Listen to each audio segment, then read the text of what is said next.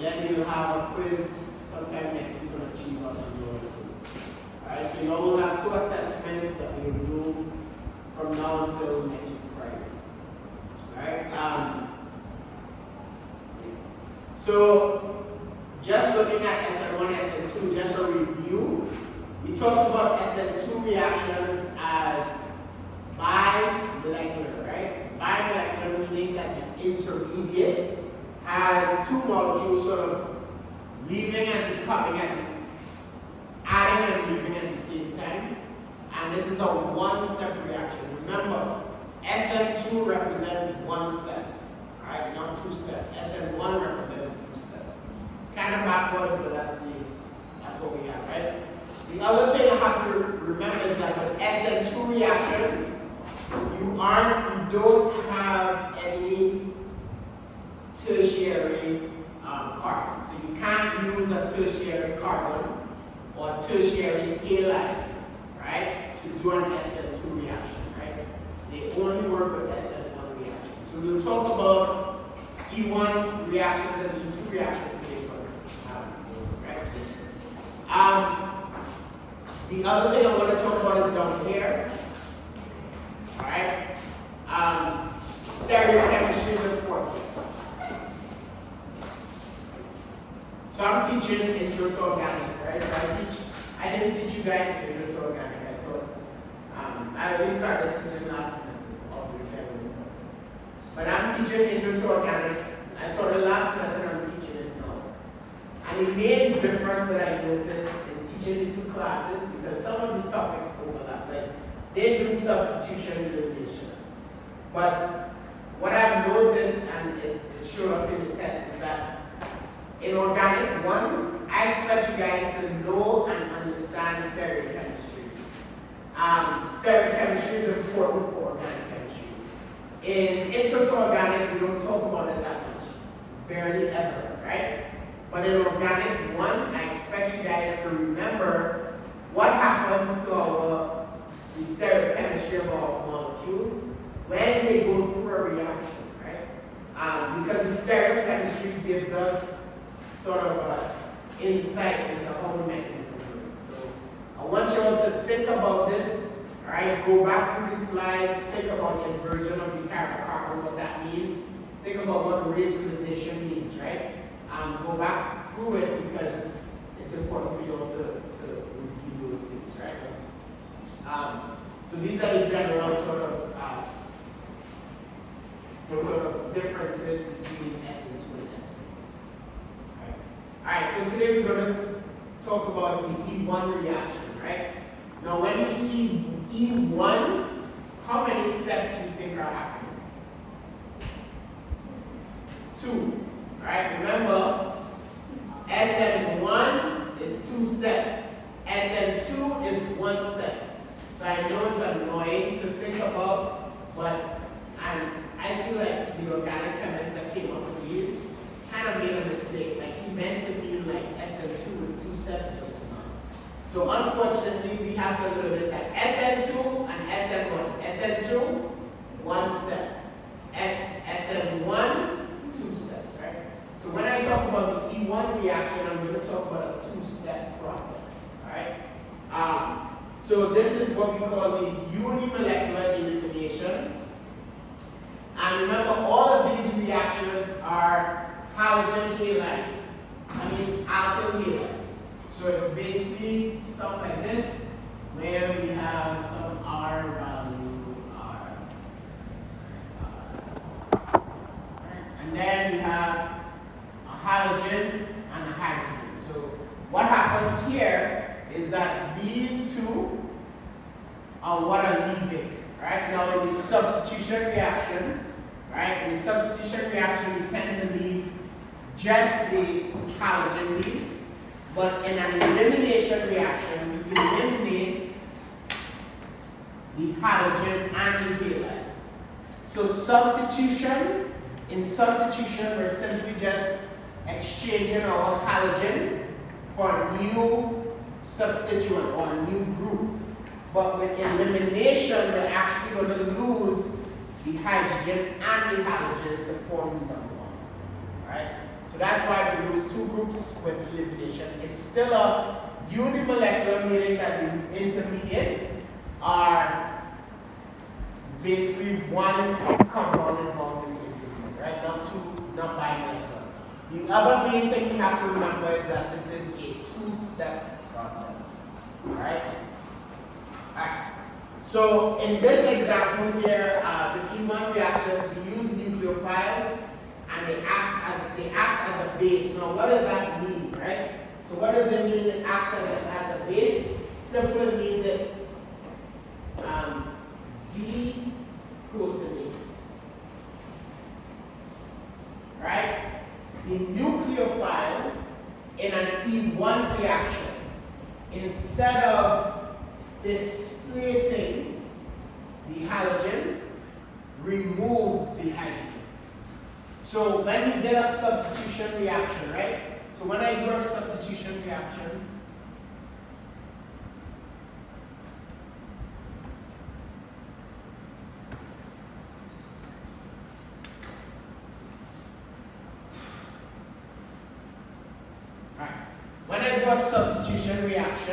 my nucleophile goes and displaces my halogen.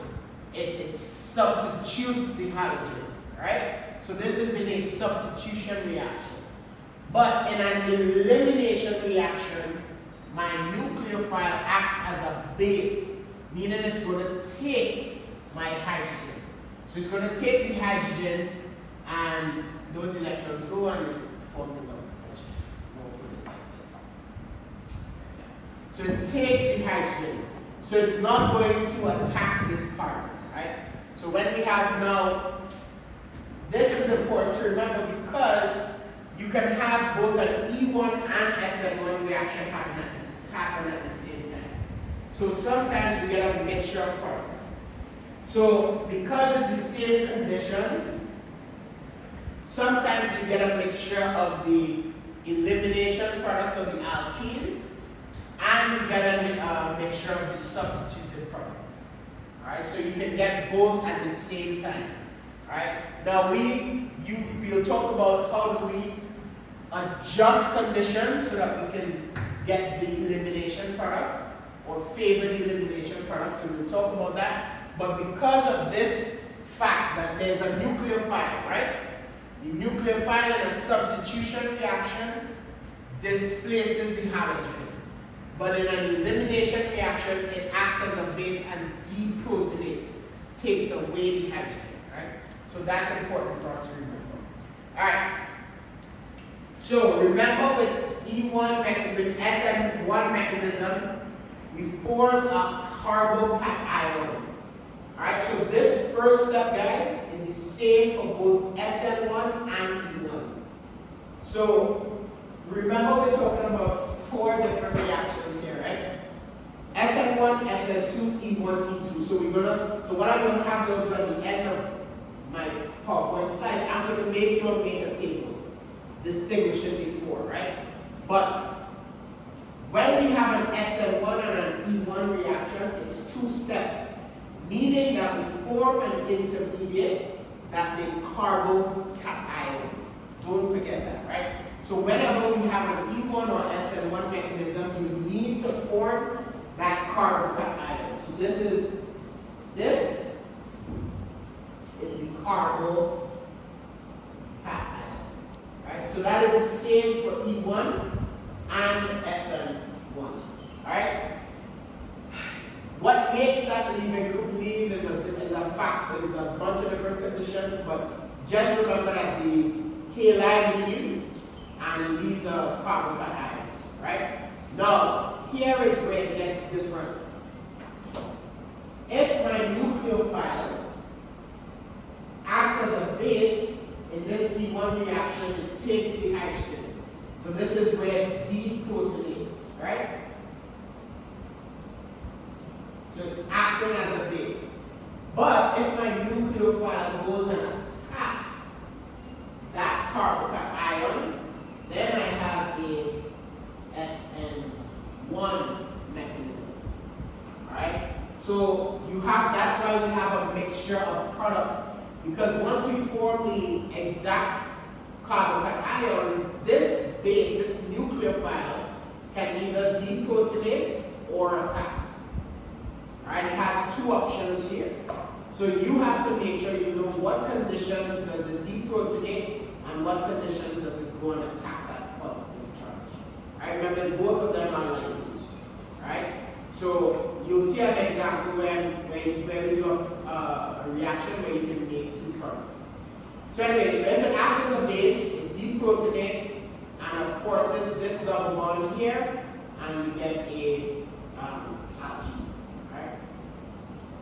Remember, with SN1 reactions, we can have rearrangement, or meaning that there can be shifts of like the hydrogen can shift over here or stuff like that. The same thing is true for E1 mechanisms. Alright, so again, like we said, step 1, the halide leaves. Step 2, the base abstracts the hydrogen. So the nucleophile acts as a base. Right? The nucleophile acts as a base. Alright? Any questions on that one? Yes.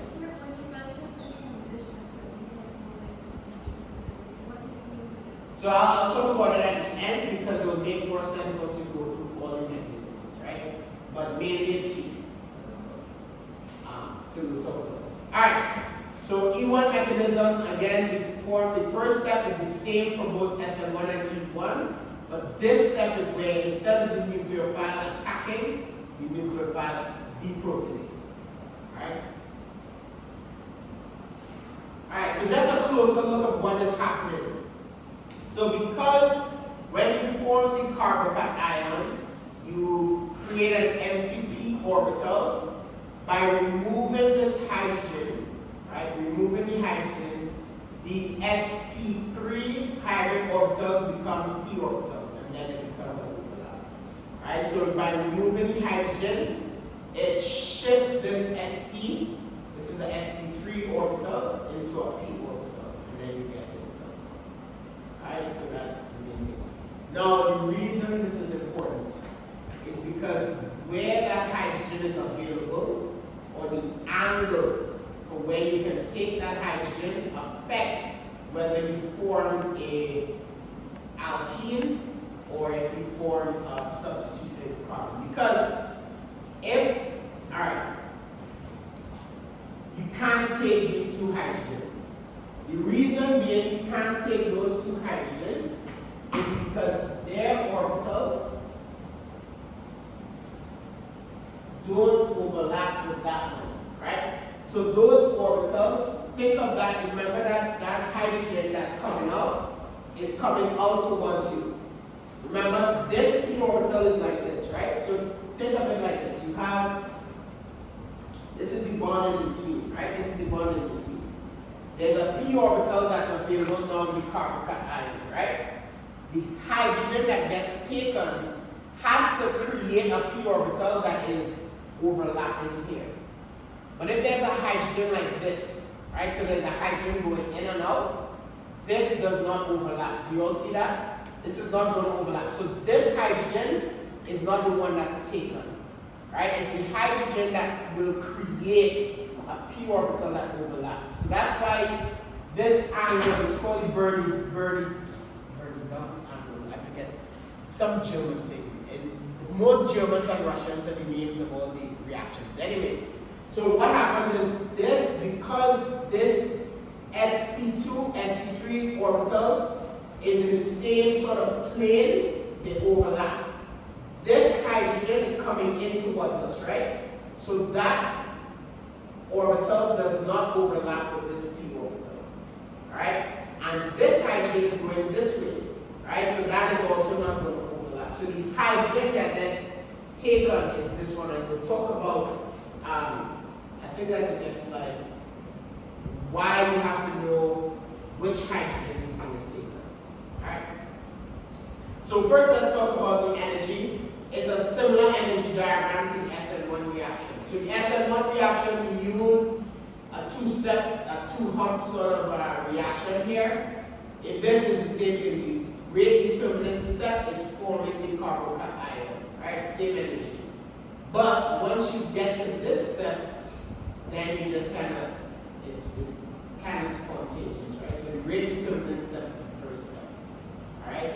And this is, again, the same thing that we talked about. The rate laws with respect to both the halogen halide, just with respect to the actual concentration of the halogen halide. All right. I don't think I have anything else yet. I said it all right here. So let's talk about the E2 reactions.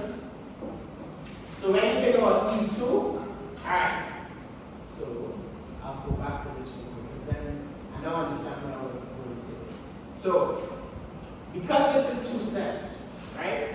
And this is for you all that kind of pay attention to what is going to happen. Remember, this is a single bond, right? So what happens is once you create this carbon cation, this carbon is going to rotate until it gets a hydrogen that overlaps with that p orbital. So in a two-step mechanism, it doesn't matter where the hydrogen is, it will just rotate to a point where you can take this hydrogen and create the overlap, right? But why it's important to know where that happens is because in an E2 reaction, it's going to happen in one step. So we have to make sure the hydrogen is already lined up. Alright, so that's what we will talk about. So elimination reaction, biomolecular, again concerning meaning one step. And again, it's the same thing. We're taking a proton, right? Taking a proton and double bond forms and then we groups. All in one step. Right? That's what a concerted reaction is. Alright? Alright. Big point. Requires a strong base. For you to do an E2 mechanism, you need to have a strong base. You have to have a base because the base is going to take this hydrogen and force this to leave. So in my E1 mechanism, it's two steps, right? So the first thing that happens is step one is the leaving of the halide group, right? And then step two is the nucleophile taking the hydrogen. So that's an E1 mechanism, right? E1 mechanism. Right? In an E2 mechanism, the nucleophile taking the hydrogen is step one. Well, it's not step one, it's all happening in one step, but the first thing that happens is that the base takes the hydrogen. And then by taking the hydrogen, it forces this double bond to make, and then this becomes the last part of my reaction. So it's sort of the opposite of the E1 mechanism. So in the E2 mechanism, the hydrogen gets removed first. By removing the hydrogen, it causes this cascade. It forces the electrons to make a double bond, and then remember carbon can only make four, so then it forces the halogen to leave. Right? So it's like a domino effect. So think of the dominoes like this. This is the first domino, pushes that hydrogen. So it takes the hydrogen, then the electrons that are here goes and makes a double bond. Carbon does not want to make 5 bonds, so it gives up one of its bonds. So then this halogen leaves. So that's the domino effect, which is the opposite to the E1 mechanism. So the E1 mechanism is the halogen leaves first. So that's the first domino that falls. Creates a carbon-cation. That's the second domino. Then this nucleophile goes and takes a hydrogen, third domino. Once it takes the hydrogen, that then creates a double bond. And that's the last one. So it's the opposite of the E2 mechanism. Alright? So those are what sort of differences between E1 and E2. So it kind of happens in reverse order. Alright, so this is what I was talking about, is that in an SN2 reaction, because of a tertiary carbon-cation, you do not get this sort of substitution, right? It's blocked. So what happens is, the base is like, okay, I cannot attack this carbon, but I can take this hydrogen pretty easily. So you actually, in an E2 mechanism, it's actually faster to have a tertiary halide. So remember SN2? SN2, it's slower as you're getting higher and higher, like primary, secondary, tertiary. But at E2, it's actually faster to have a tertiary halide because the tertiary halide is going to kick this bromine off pretty quickly, right? So what you do is the base goes and attacks the hydrogen, that causes the cascading effect, and then you get your mechanism. So like I said, the order of reactivity is that the tertiary halides are more reactive than the secondary and primary. This is opposite for the SN1. So SN2, it's going to be primary is more reactive than secondary, and then the tertiary does not happen. Right? So you do not get a tertiary alkyl halide. So it's the opposite version of the E2. Right? And you get a mixture of reactants. Now this Zaitsev product, this is the, if you'll remember this,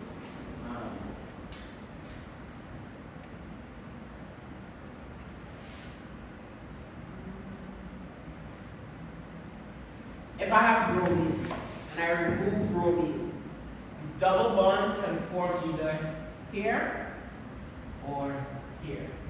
Right? So those are the places where the double bond can form, right? What the so they have two products you can form. This is the Hoffman,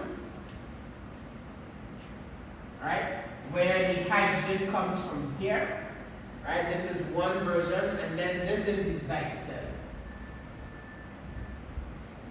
where the hydrogen comes from here. Alright, so that's what a Zaitsev product is. And I think we talked about this. I think we went through like the taken out of the bromine, right? So with the bromine, once you take the bromine, two options can happen, right? So then you get this double bond or this double bond. Right? So this is the double bond that you get, the internal alkene. Right? So the internal alkene is the preferable product. Right? And this has to do with the fact that it's going to take the hydrogen, but it's easier.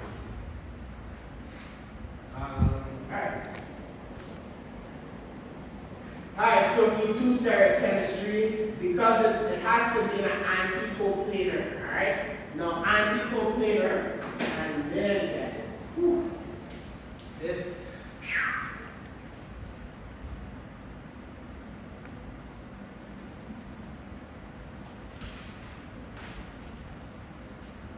You all know what I'm doing here, right?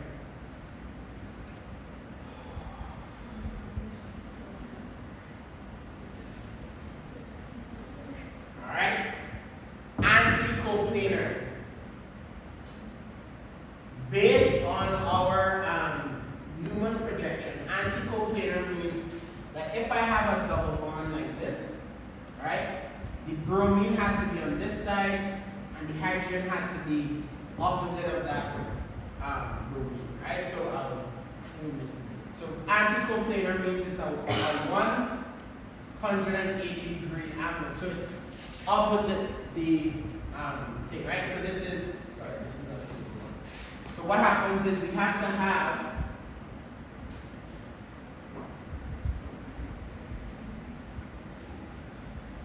to have our bromine and hydrogen being opposite each other, completely opposite. This is the 180 degree angle. So this is the hydrogen that gets taken by our base. So our base comes and takes this hydrogen, pushes down into here, and then that bromine leaves. It has to be completely opposite to where that bromine is, right? Unless it's opposite that bromine, it's not going to take the hydrogen. So it's not going to take any of these hydrogens. It's going to take this hydrogen, right? The coplanar, the anticoplanar, right? So it's important because the orbitals overlap. Remember how I said that the orbitals have to match up? It's that reason. It's because this hydrogen, think about this hydrogen, has a p orbital that will form, that will overlap with that bromine. So the orbitals align, they align and they overlap. That's the point of the anticoplanar, right? So you get this sort of halide arranging itself to form the pi bond in the transition state, and any sort of steric hindrance between the base or the leaving group will force arrangement. Right? It will force the arrangement to make sure there's no steric hindrance. Alright? Right, so let's look and see. I like pictures. I don't like reading words, I like pictures. So let's look at the picture of what I mean. Alright? Newman projections, guys. Newman projections. Oof. So when we have a Newman projection, this is a 180-degree angle. This is our most stable conformer. For many of you all that did not get that correct. So this base is going to take the hydrogen that's anticoplanar, meaning it's opposite the halogen, right? So the only way for your reaction to happen is you have to rearrange your molecule so it's in this form, this conformation, alright? So you take this base, notice, look at the overlap, right? They overlap each other.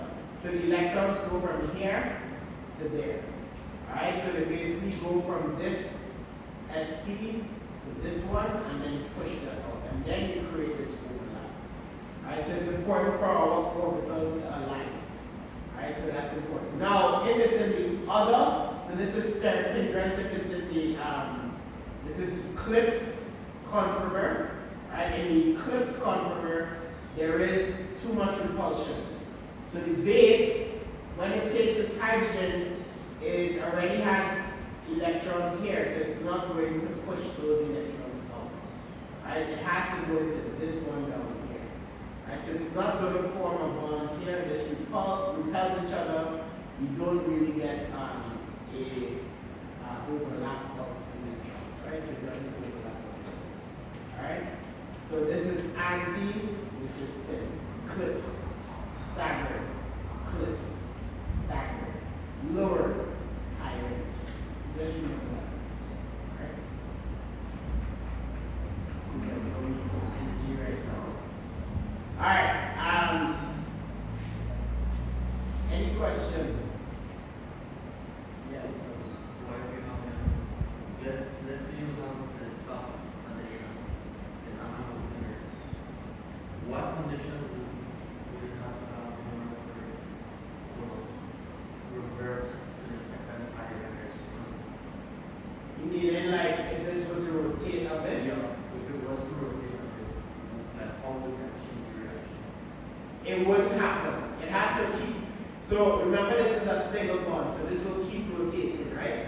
Unless you lock the stereochem, and you can't lock it if it's a single bond. Right? So you aren't going to lock it. So it will just keep rotating. So, alright, so I understand the question. What's going to happen is that the stereochemistry of your product is going to be based on which formed our staggered conformer. So it's going to rotate and keep rotating until it gets to that position that it's anti, right?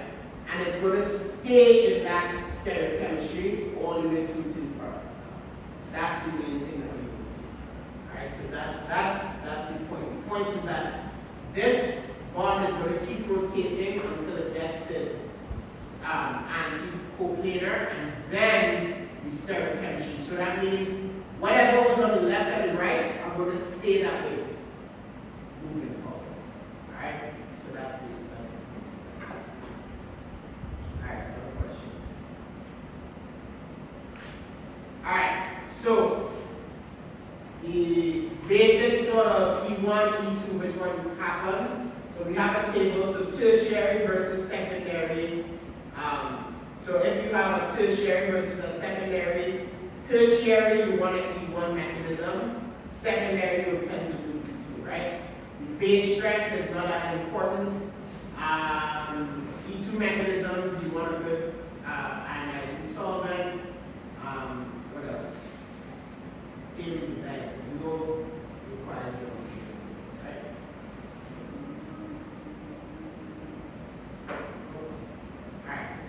So, like we said, we have the tertiary, strong base required for E2. Right? So if I have an E2 mechanism, I need a strong base. The solvent polarity is not important. We're not talking about solvents in this level, so we won't worry about that too much. And then, again, you get the same products. And this is important, guys. Alright? You don't need a required geometry for the E1 mechanism because once you make the carbon per atom, it will just rotate to match these certain things.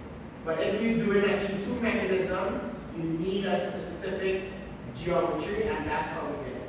You can have rearranged products, and we talked about that last week. In E2 mechanisms, you do it, right? Alright, and then main thing whether you get high temperature versus.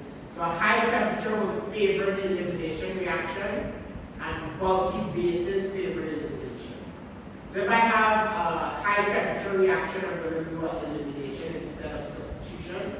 If I have bulky bases, so what a bulky base means, and it's sort of like, what do you call that? Like common sense. For you to do a substitution, you have to fit your nucleophile between two hydrogens, right? If I have a bulky base, the bulky base is going to have a harder time moving in between these hydrogens to displace that halogen. So what happens is the base would prefer just taking a hydrogen. It prefer not even getting involved or getting close to these carbons. It will just stay on the outside and then just take that hydrogen. So that's why a bulky base tends to favor an elimination reaction. Alright? Alright. That's a lot. So what I want you all to do now is in your notes, I want you all to draw a table where you all compare E1, E2, SN1, and SN2 reactions. Right? Now, if you all have your phones, you all can find the PowerPoint slides on this PowerPoint slide on Google, and you all could look at it and have it, use it. So the next 15 minutes, right? You all could do it in pairs, or in groups of 3, whichever. But I want you all in your notes right now. You all can do it in landscape mode if you all want. I want you all to do a summary table, right? Where you compare the 4 different types of mechanisms. So SN1, SN2, E1, E2, and compare them in different ways. You figure out which way you want to compare them. Try not to use too much words. Try to be concise. And I want you all to do that in your notes for the next 15, 20 minutes. Alright, so go ahead.